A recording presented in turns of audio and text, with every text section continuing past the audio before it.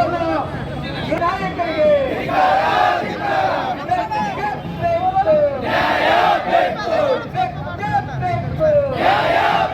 ರಕ್ತವನ್ನು ಚೆಲ್ಲುತ್ತೇವೆ,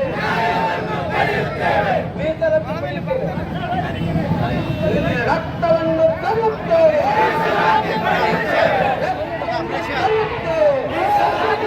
ಅವರು ಮುಖ್ಯಮಂತ್ರಿಗೆ ಮನವಿ ಮಾಡ್ರಿ.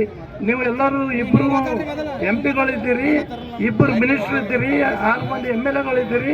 ತಾವೆಲ್ಲರಿಗೆ ನಮ್ಮ ಮಾದಿಗ ವತಿಯಿಂದ ಮನವಿ ಮಾಡ್ತೀವಿ. ತಾವೆಲ್ಲರೂ ರಾಜೀನಾಮೆ ಕೊಡಬೇಕು ಒಂದು ವೇಳೆ ಮಾಡಲಿಲ್ಲ ಅಂದ್ರೆ.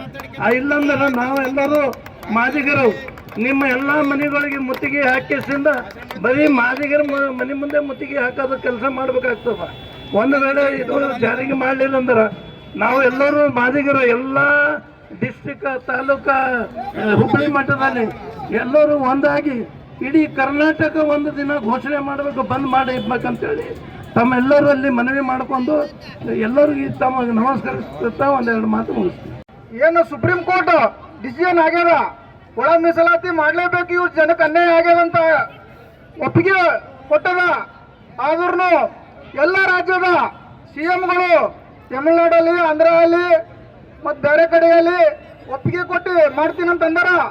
ಇಲ್ಲಿ ಆದ್ರೆ ನಮ್ಮ ಕರ್ನಾಟಕದಲ್ಲಿ CMನು ಅದ್ರ ಬಗ್ಗೆ ಒಪ್ಪಿಗೆ ಸೂಚಿಸ್ಯಾರ ಮಾಡ್ತೀನಂತ. ಆದರೆ ಈ 30 ವರ್ಷದ ಹೋರಾಟದಲ್ಲಿ ಎಷ್ಟೋ ಕುಟುಂಬಗಳು ರೋಡಿಗೆ ಬಂದಿವ, ಹೋರಾಟಗಾರರು ಜೈಲಿಗೆ ಹೋಗ್ಯಾರ, ಅನ್ಯಾಯ ಆಗ್ಯಾವ ಅಂತ. ಮತ್ತು ಎಷ್ಟೋ ಮಂದಿ ಹುಬ್ಬಳ್ಳಿಯಲ್ಲಿ ಹೋರಾಟ ಮಾಡೋ